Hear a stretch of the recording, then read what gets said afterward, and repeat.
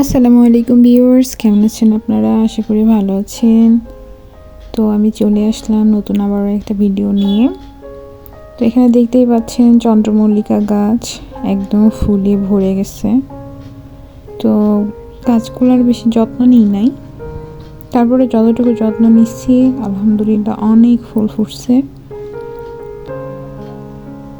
তো এটা সাদা আর বেগুনি রং, আগে বেগুনি রঙের ফুটে তারপরে আস্তে আস্তে সাদা হয়ে যায়। আমার এই চন্দ্রমল্লিকার কোনো গন্ধ নাই, জাস্ট এমনি। এদিকে দেখুন সুন্দর লাল গোলাপ ফুটছে।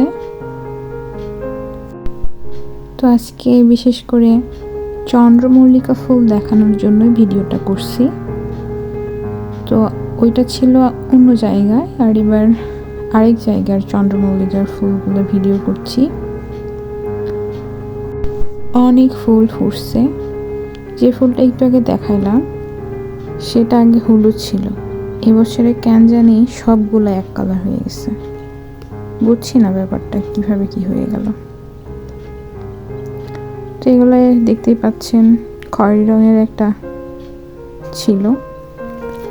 খয়েরি রঙের চন্দ্রমল্লিকাটা যে কোথায় হারায় গেছে, মানে এবছর আর নাই, সব এক রঙের হয়ে গেছে।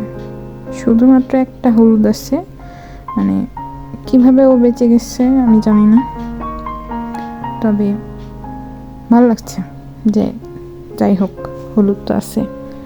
গত বছর লাল ছিল, ওই পাশে হলুদের পাশে একটা লাল গাছ ছিল, কিন্তু এখানে আর লালটা নাই, শুধুমাত্রই হলুদটাই রয়েছে। মানে লাল মানে খয়েরি লাল। তো দেখুন একটা ছোট্ট একটা ডাল রয়েছিল মনে হয়, সেখান থেকে হলুদগুলা হয়েছে। তারপর দেখুন ফুলগুলো একদমই হেলাই গেছে। তো আজকে এই পর্যন্ত, সবাই ভালো থাকবেন, সুস্থ থাকবেন, আল্লাহ হাফেজ।